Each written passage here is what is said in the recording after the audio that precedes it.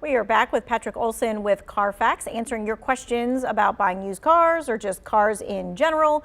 All right, so this next question from the viewer says, should I buy a car with a salvage title? It's cheaper and it looks pretty good. So a salvage title is really a matter of your acceptance of risk versus reward. There are some people out there who get a salvage vehicle at a very, very low price.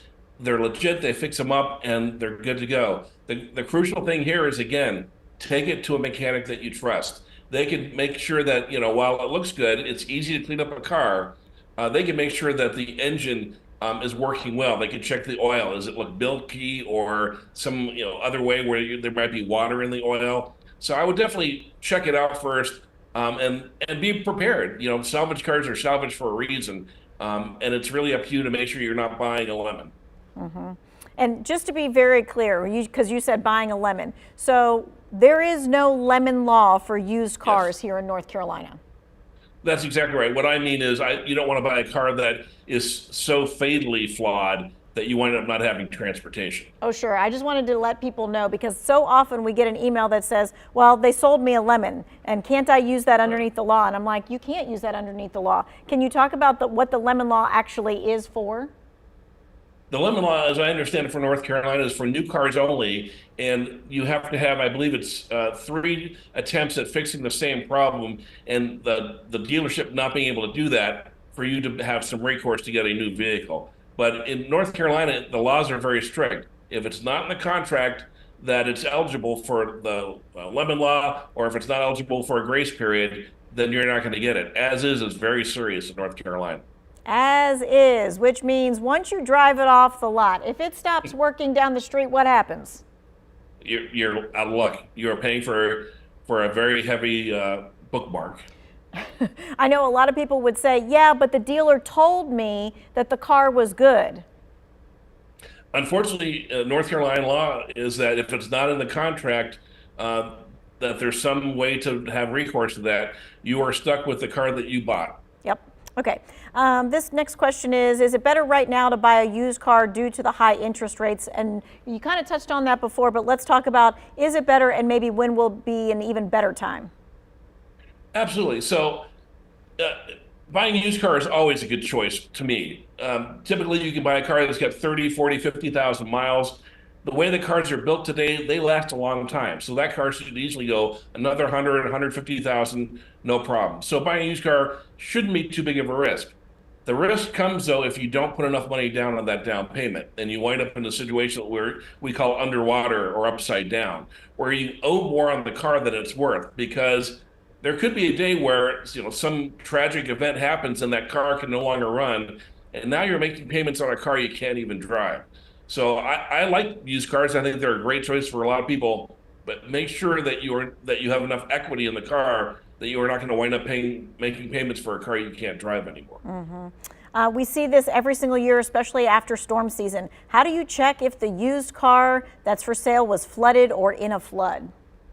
Absolutely. So luckily, if there's a car you're thinking about buying, you can go to carfax.com/flood.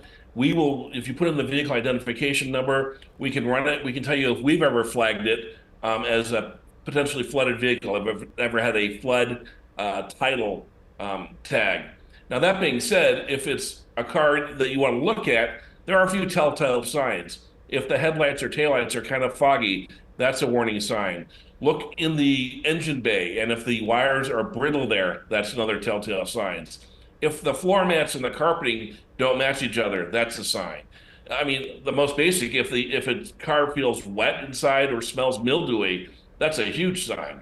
But scammers do a lot of work to try to clean these cars up. So again, you want to make sure you get someone to examine it very carefully. Yeah, that third-party mechanic for sure. All right, someone's asking, is it ever good to get the warranty on a new car? So I'm guessing they're asking like the extended warranty. Again, this is a little bit, there are a lot of people who like extended warranties for peace of mind.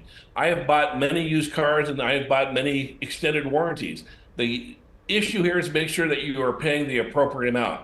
For me, I've always paid around $1,500, $1,600 for that extended warranty, and I get bumper-to-bumper coverage, usually up to 100,000 miles. A lot of new cars have a lot of expensive safety equipment or electronic features. And if you look at the fine print on those cars' warranty, typically those pieces are only covered for 3 years. Because a lot of them are new, I'm a little skittish about how are they going to hold up down the road. So I've invested in extended warranties. They're not for everyone. And again, you've got to really watch that price to make sure you're not paying too much for peace of mind versus just enough. Okay. This person's asking, how old would you go to buy a used car? Would you buy an older one because it's only had one owner? A lot of people like one owner cars, and I think that's great. And a lot of the ones I have bought used have been one owner. I bought cars that were anywhere from 3 years old up to 10 years old. And I think in that span is still pretty good. As long as I understand the history of it, the ownership of it, whether or not it's been an accident, I tend to shy away from cars that have been in accidents, as do many consumers. But there's no reason it needs to be very, very new. A lot of in the pre-COVID times, 3 years, the price would typically fall into about half of what it was new. They're higher now, but they're starting to come down. So I would think even a 5-year-old car with 50,000 to 100,000 miles is still a good choice, particularly if you're not going to be putting tons and tons of miles on it.